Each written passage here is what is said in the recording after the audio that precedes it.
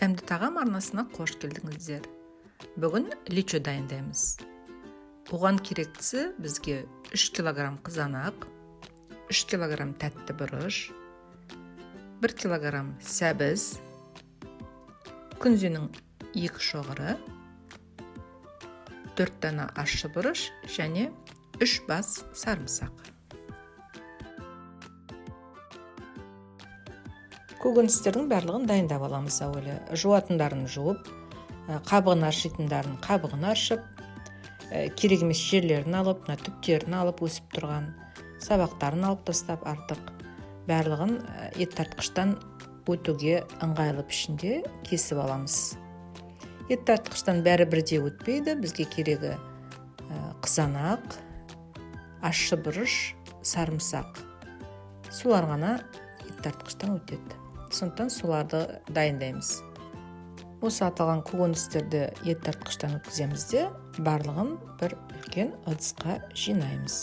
Сәбізді ұсақтағыштан өткіздім. Яғни шинковка деп айтамыз ғой біздер. Шинковкадан өткізіп алдым.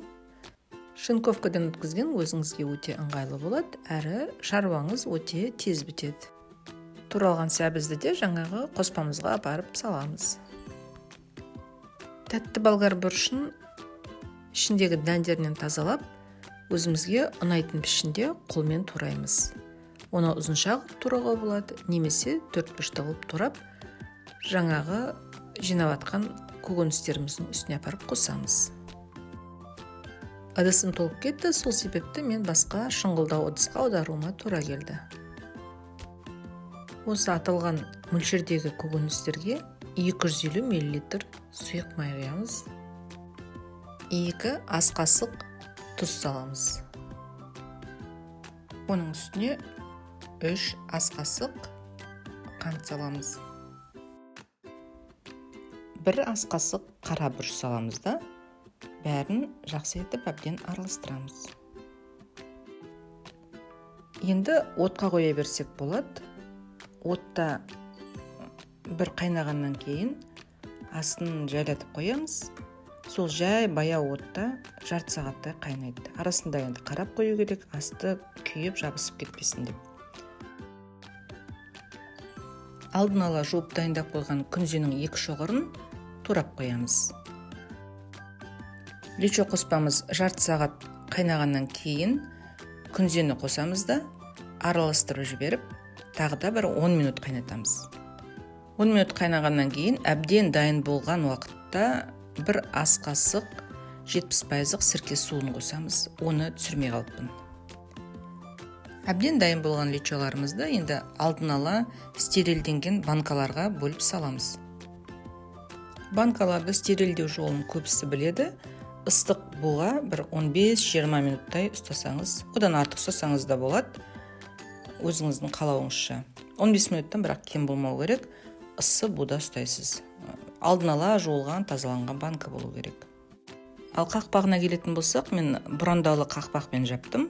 Және де бұл жаңадан алынған қақпақ емес, бұрыннан пайдаланған қақпақтар. Оларды да алдын ала тексеріп аласыз. Қақпақтың жарамдылығын тексеру үшін банкаңызға алдын ала су құясыз да, қақпақпен жауып, төңкеріп қоясыз, аударып, бұрап қарайсыз. Сол кезде егерде су ақпайтын болса, ондай қақпақтар жарамды болады. Сол жарамды қақпақтарыңызды суға салып қайнатасыз. Бір 10 минуттай қайнатам әдетте.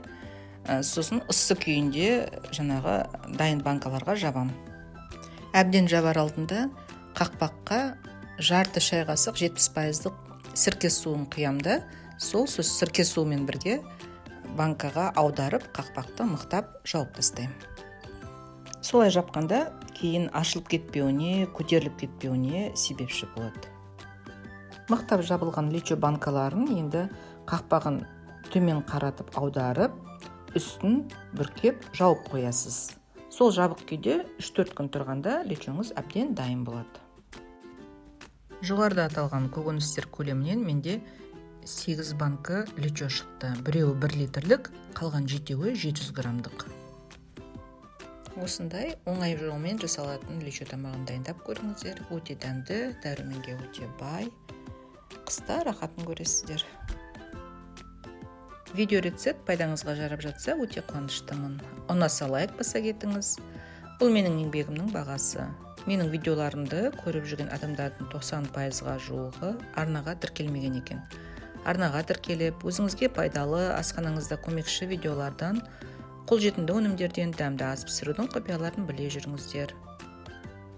Интернет желілерінде қазақ тілді ақпараттардың кеңінен таралуына атсалысыңыздар. Бір-бірімізді қолдап жүрейік. Ұнаған видеолармен бөлісе жүріңіздер.